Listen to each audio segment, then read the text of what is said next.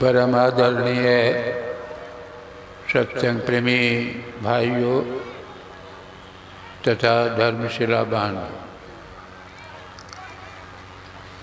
सर्वप्रथम मैं श्रवण को नमन करता हूँ और साथ ही साथ अनुरोध करता हूँ कि उच्च स्वर में एक बार गुरु महाराज की जय ध्वनि करें। बोलिए श्री सद्गुरु। भूख वूख नहीं लगी है, आवाज़ नहीं निकल रही है, इसीलिए बोलिए श्री। थोड़ा कसर रह गया है, बोलिए श्री। अब इधर उधर से मन को हटा करके हम जो बोलेंगे उसमें लगाइए। सुनने का ही महत्व, गौर से सुनेंगे। सुनने मात्र से स्वर्ग की प्राप्ति होती है, खाली गौर से सुनने मात्र। और जो गौर से नहीं सुनता है, शरीर में यहाँ बैठा है और मन दूसरे जगह, तो तुलसीदास जी कहते हैं, मन तोरे में संसार में तन साधु के संग, तुलसी ताही विभुक से नहीं लगा हरि रंग। हरि रंग नहीं लगता। आपका शरीर है लेकिन मन कहीं दूसरे जगह है, वह रंग नहीं। अरे कपड़ा तो रंग डालेंगे उसी पात्र में जिसमें रंग घोला हुआ। रंग घोला है किसी पात्र में, या कपड़ा किसी पात्र में डालेंगे तो रंग लगेगा? नहीं लगेगा। पात्र भी होना चाहिए रंग का, और मन, तो शरीर बैठे और मन भी बैठे साथ में। अभी जो कहने का विषय है, आप अभी सभी महात्माओं से सुने ही हैं। सबसे यदि संसार में शांति और सुख देने वाला है तो ज्ञान है। आप देखिए जितने यहाँ लोग बैठे हुए हैं, कोई मास्टर हैं, कोई डॉक्टर हैं, कोई इंजीनियर हैं, कोई रिक्शा पुलर, कोई मजदूर। यह ज्ञान का ही स्तर है। और रहने सहने का भी स्तर इसी पर आधारित हो जाता। इसीलिए किसी विद्वान ने कहा कि knowledge is the sources of pleasure. ज्ञान ही सुख का स्रोत है। ज्ञान ही सुख का स्रोत है। एक डॉक्टर लाखों लाखों रुपया रोज कमाते हैं। प्रोफेसर देख लीजिए, बड़े बड़े जितने हैं, पैसा ज्ञान बढ़ा चढ़ा है, पैसा ज़्यादा सुविधा व्यवस्था करते हैं, बढ़िया मकान, रहने खाने पाने सारी व्यवस्था करते तो हैं। लेकिन ज्ञान को शास्त्रों में दो भागों में बांटा है। दोनों ज्ञान आवश्यक है, भौतिक और अध्यात्म। भौतिक ज्ञान भी चाहिए, अध्यात्म ज्ञान, तभी ज्ञान परिपूर्ण समझा जाता है। एकांगी ज्ञान जो है अधूरा ज्ञान है।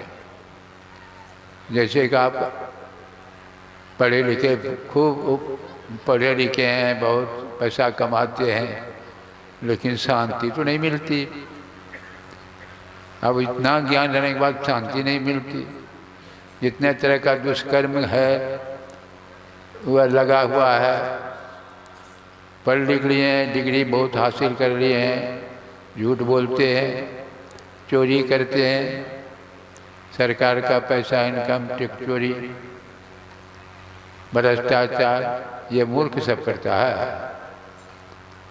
पढ़े लिखे लोग, हाँ पढ़े हैं, विद्वान हैं, तो ज्ञानी नहीं है। जब तक अध्यात्म ज्ञान नहीं होगा तब तक ये छूटेगा ही नहीं। इसलिए कबीर साहब का दोनों थाल बराबर पर से, मतलब कहने का दोनों ज्ञान चाहिए। भगवान कृष्ण ने कहा कि ज्ञान प्राप्त करने से शांति मिल जाती है। ज्ञान लब्धम परम शांति। तो अर्जुन पूछते हैं कि भगवान कहते हैं आप ज्ञान प्राप्त करने से शांति मिल जाती, तो बहुत देखते हैं पढ़े लिखे लोग हैं, बहुत तरह के बड़े इंजीनियर, क्या क्या वैज्ञानिक, कहाँ शांति मिलती। कहते हैं कि अरे वह सब ज्ञान तो पेट भरने का है, इस ज्ञान से शांति नहीं मिलती। तब कौन सा ज्ञान है? कहा वह अध्यात्म ज्ञान है, वह क्षेत्र और क्षेत्रज्ञ का ज्ञान है। इसी पर थोड़ा हम चर्चा करेंगे। क्षेत्र और क्षेत्रज्ञ, भगवान कहते हैं क्षेत्र और क्षेत्रज्ञ का क्या ज्ञान? असल ज्ञान वही है जिस ज्ञान से शांति मिलती है। क्षेत्र का साधारण अर्थ होता है खेत। खेत में हम लोग बीज डालते हैं, 1 कुंटल डालते हैं तो 100 कुंटल हो जाता है। उस फसल को कौन खाता है? खेत को देखे हैं?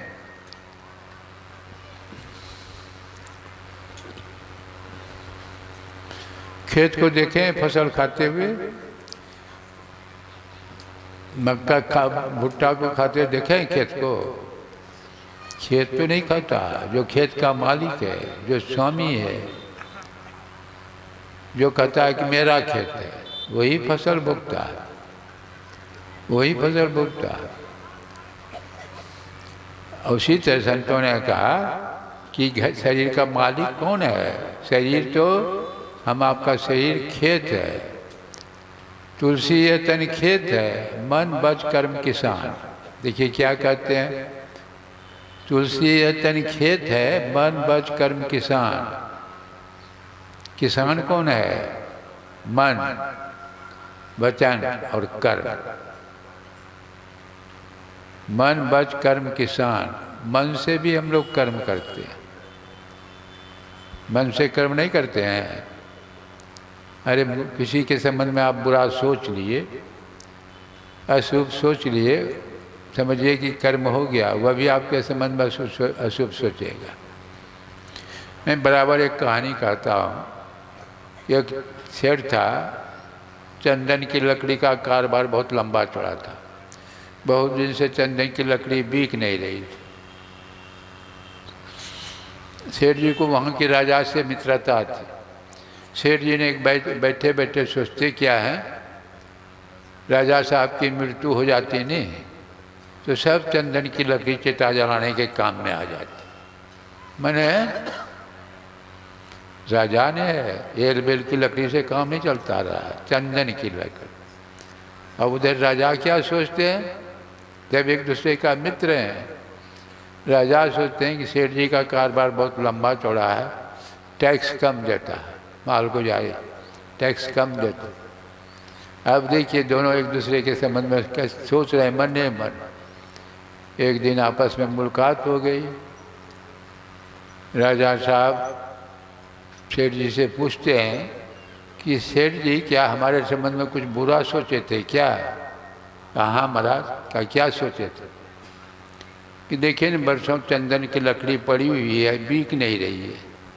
वही मैं सोच रहा था कि राजा साहब की मृत्यु हो जाती तो सब चंदन की लकड़ी चिता जलाने के काम में आ जाती। तब राजा कहते हैं अरे ये कैसे सोचे? यह नहीं सोचना चाहिए कि राजा जो नया भवन बना रहे हैं, चंदन की लकड़ी के खिड़की, सोफा सेट, पलंग, टेबल, कुर्सी, उसमें लकड़ी नहीं बिकती, राजा साहब मर जाए। देखिए लोग निगेटिव ज़्यादा सोचते हैं। किसी की अच्छाई को देखकर लोग जलते हैं। कोई उन्नति कर रहा है तो उसका पैर पकड़ के खींचते हैं। अमुक का लड़का अमेरिका में पढ़ रहा है, जल रहे हैं, तो भाई आप भी पढ़ाओ, जलने से काम चलेगा। जल रहे हैं, किसी के सुख को देख करके दुख। ऐसे समाज में यहाँ के लोग आयोजन कर लिए प्रांतीय अधिवेशन लड़का, फिर जलने लगा दूसरा सा। ईर्ष्या द्वेष में जीने से अच्छा है कि चुपचाप बैठे रहिए, उससे जीने से अच्छा है मर जाना।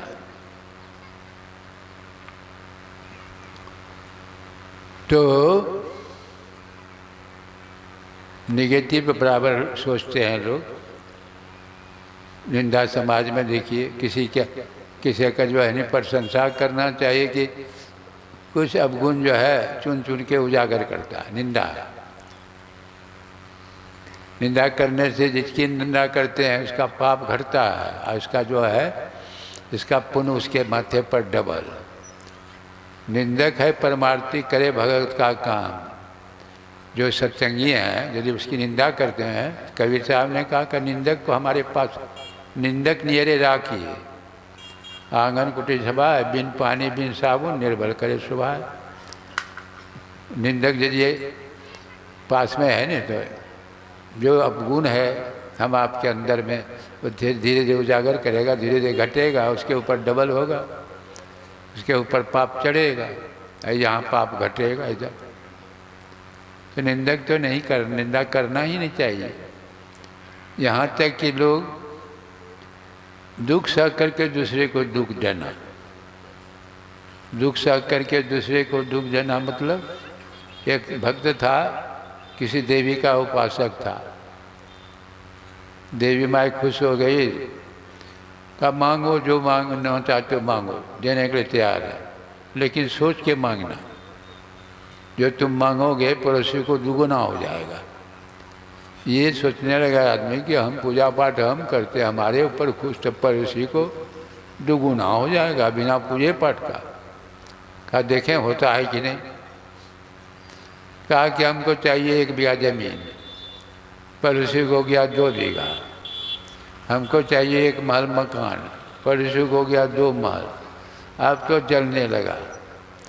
तब क्या मांगते हैं, मेरा एक आँख फूट जाए, पड़ोसी का दोनों आँख फूट गया। हमारे घर के सामने 1 कुआं, पड़ोसी घर के सामने 2 कुआं, और जो घर से निकलता जाए ना सब कुआं में गिरता जाए, कुआं में गिरता। ऐसे लोग होते हैं समाज में। ऐसा किसका कभी निंदा हमदा नहीं करना।